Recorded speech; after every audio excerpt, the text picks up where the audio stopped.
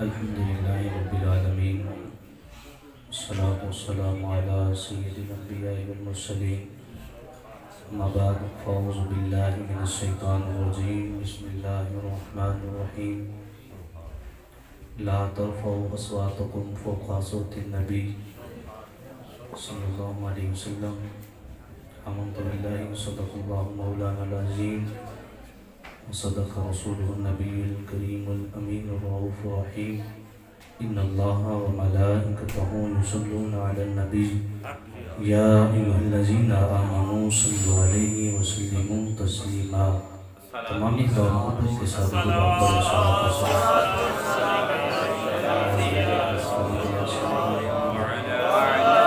السلام علیکم یا سیدی یا نبی اللہ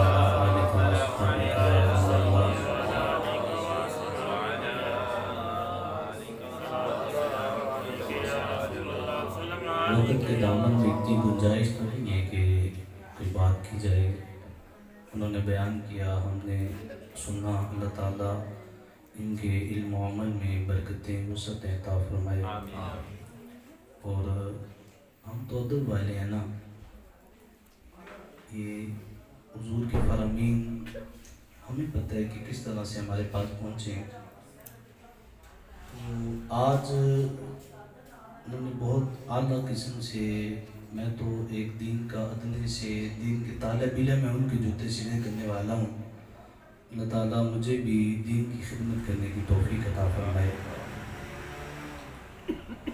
اللہ رب العالمین جل شانہ نے قرآن مجید برہان رشید کے اندر ارشاد فرمایا لا ترفعوا اصواتکم فوق صوت النبی، کہ میرے نبی کی آواز سے آواز کو بھی کم رکھنا، کبھی میرے حضور کی آواز سے بھی اپنی آواز کو بلند نہ کر لینا. قرآن مجید نے ہمیں جو درس دیا ہے وہ ادب کا درس دیا ہے. اگر آپ تھوڑا تھوڑا چہروں کو مسکراہٹ لے کے آئیں، اگر آپ کہتے ہیں تو یہیں پہ ختم کر دیتے ہیں، اگر آپ اجازت دیتے ہیں تو پھر ہم کر لیتے ہیں. ضرورت ویسے نہیں ہے. آپ یہ انہوں نے بہت اعلیٰ بیان کیا ہے کہ اگر آپ اجازت دیتے ہیں تو پھر ہم چند باتیں ہی گزارش کرنی ہیں. میں زیادہ وقت آپ کے اندر حائل نہیں ہوں گا، میں چھوٹا سا مولوی ہوں. یہ تو اعلیٰ ظرف ہے کہ انہوں نے ہمیں موقع عطا فرمایا ہے. تو اگر آپ تھوڑا تھوڑا مسکرائیں نا، ذرا حضور کا فرمان سنیں. نعرہ تکبیر، اللہ اکبر، نعرہ رسالت، یا رسول اللہ، لبیک لبیک لبیک یا رسول اللہ، لبیک لبیک لبیک یا رسول اللہ، لبیک لبیک لبیک یا رسول اللہ، لبیک لبیک لبیک یا رسول اللہ، لبیک لبیک لبیک یا رسول اللہ. تاجدار ختم نبوت.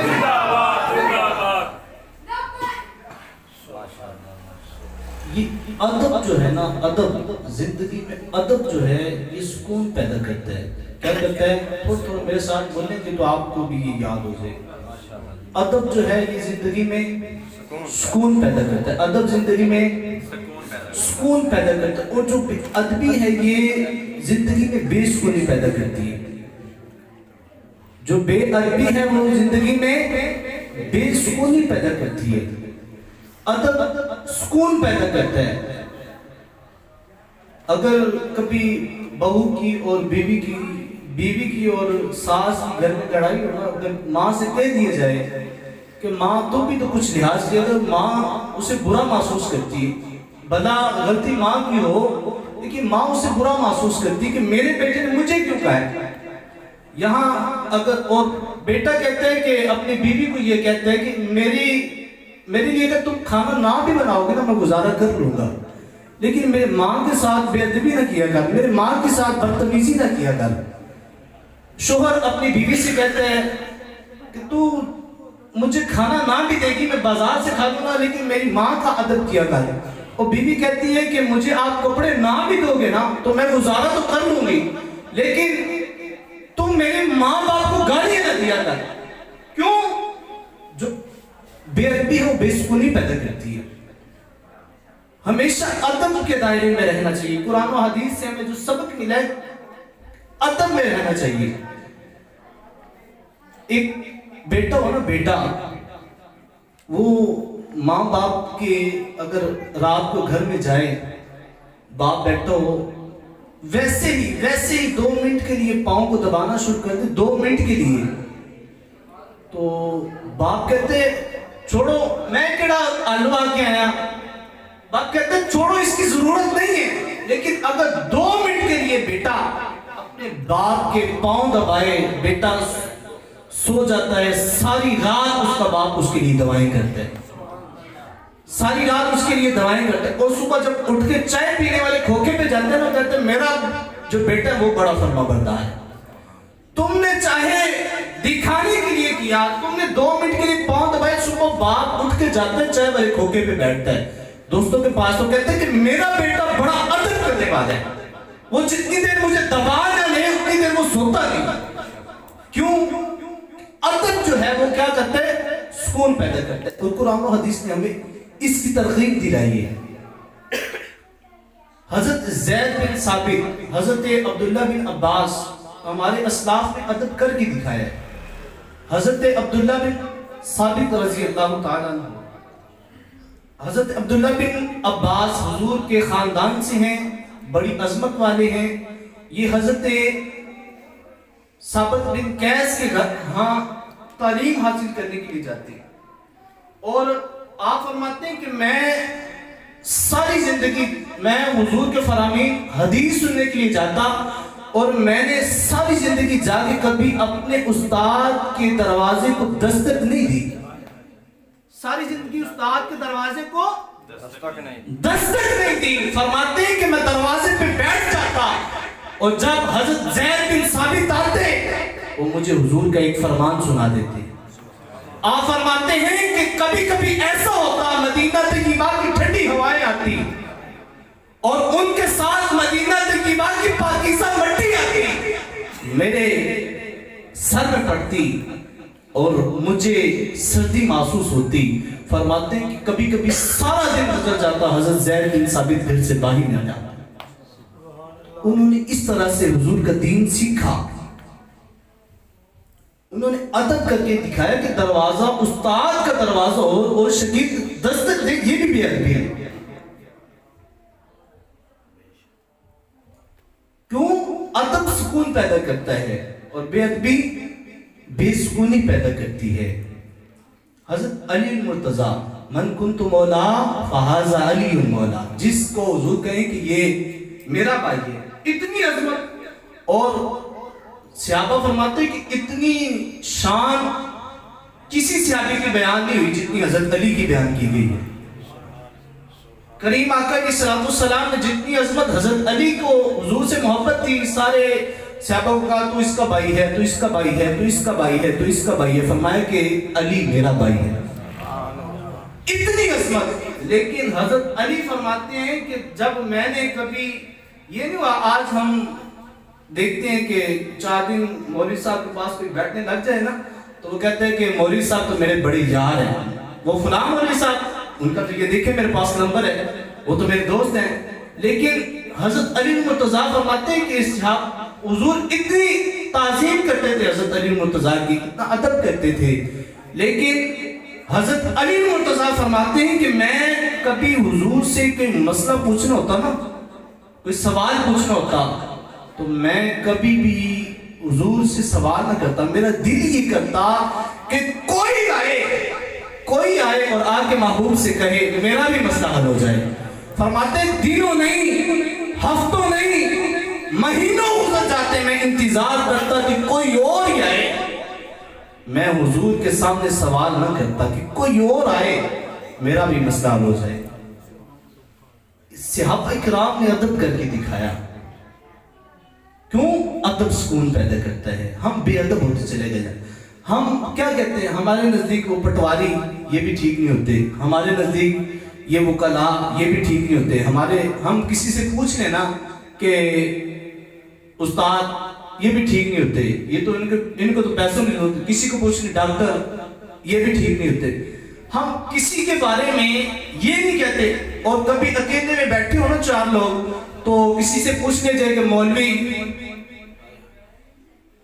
کوئی کہتے ہیں مولوی ٹھیک ہوتے ہیں؟ فرمایا نہیں، یہ تو بس ختم کے چکروں میں ہوتے ہیں۔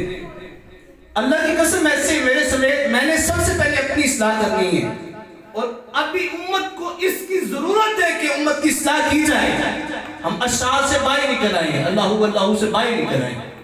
ہمیں اس وقت امت کو ضرورت ہے۔ حضور کے اوپر ابھی چند دنوں کی بات ہے، حضور صلی اللہ تعالی علیہ وسلم کے اوپر پھر ایک فلم بن گئی جس میں سیدہ طیبہ فاطمہ الزہرا سلام اللہ علیہ، آپ کی سیدہ عائشہ صدیقہ کی، ہماری جانوں پر قربان، ان کی بے حرمتی کی گئی۔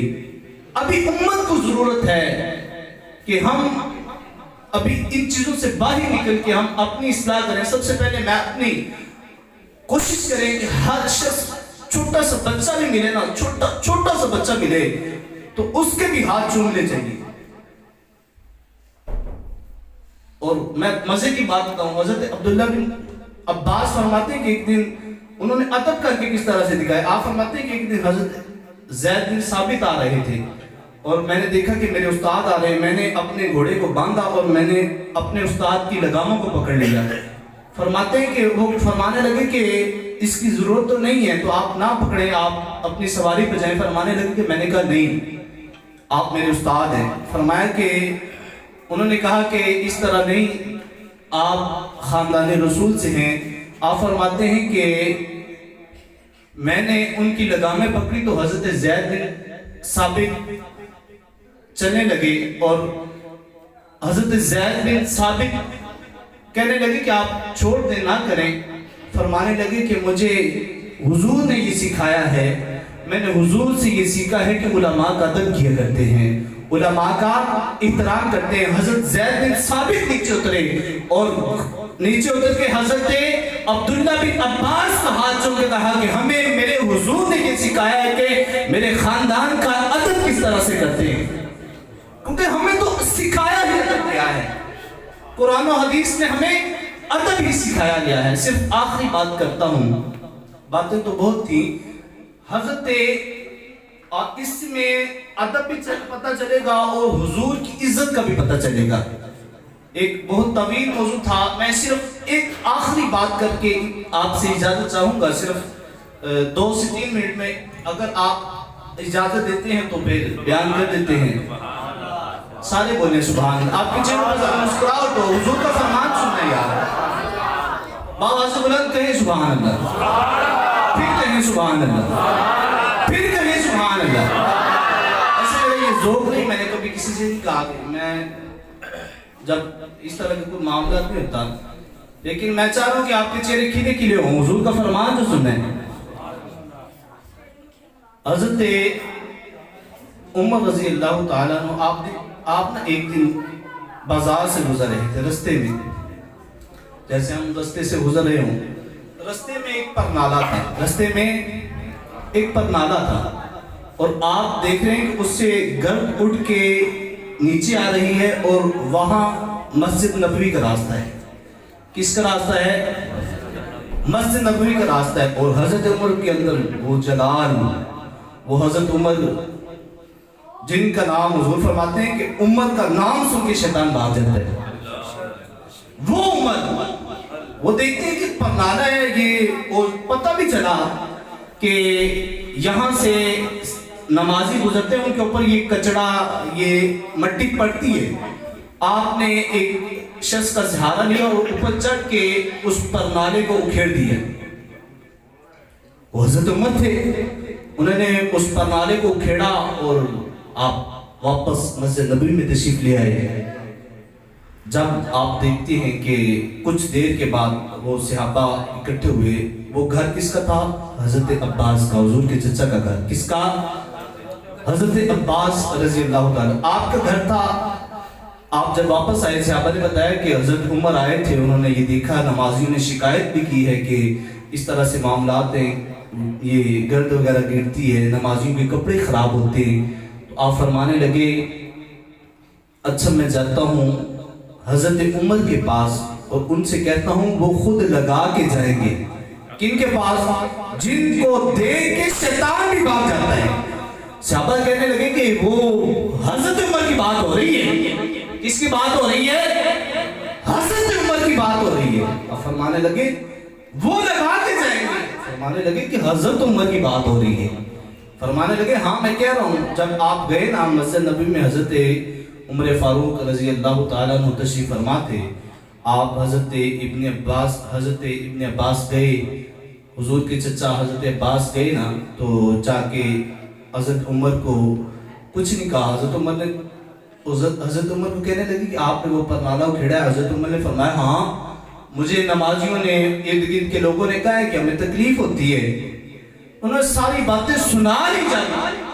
तो हजरत अब्बास फरमाने लगे कि ये मैं आपको कुछ और नहीं कहूँगा, मैं सिर्फ एक बात कहता हूँ कि ये परनाला जब ये मैं मकान बना रहा था ना, तो ये हुजूर ने अपने दस्ते अक़दस से लगाया था। ये परनाला किसने लगाया था? ये हुजूर ने अपने दस्ते अक़दस से लगाया था। तो हज़रत उमर कहते कि मैं उसी वक्त था, मैंने ना इधर देखा ना उधर, मैंने जब हुजूर का नाम सुन लिया, अब फरमाते हैं मैं उसी वक्त उठा और उठ के मैं गया और मैं जाके हजरत अब्बास के सामने खड़ा हो गया। मैं मैं झुकता हूँ, मैं झुकता हूँ, आप मेरे ऊपर खड़े हो और परनाला वहां पे लगाए जहां मुस्तफा ने लगाया। फरमाते हैं कि मेरे कपड़ों पे मट्टी लगती है, लगे पूरे जमाने के कपड़े खराब हो जाएं, इस परनाले को मैंने मुस्तफा कहा। अल्लाह ताला हम सबको हुजूर की गुलामी में रखे, गुलामी में मौत अता फरमाए। बहुत ही मोहब्बत के साथ सर मोहम्मद अशरफ साहब ने ये खूबसूरत प्रोग्राम को सजाया। अल्लाह ताला इन्हें भी दारैन की सादतें अता फरमाए। अल्लामा रियाज साहब ने खूबसूरत अंदाज के साथ बयान फरमाया। अल्लाह ताला हमको अमल की तौफीक अता फरमाए। कारी गुलाम मुस्तफा करीमी साहब, भाई उमैर साहब, हमारे इस बज़म के सदर महर अब्दुल रज़ाक शाकर साहब, हाफिज़ मंजूर साहब, ये मोहम्मद असलम साहब हमारे साउंड वाले, इन्होंने बहुत अच्छा साउंड चलाया।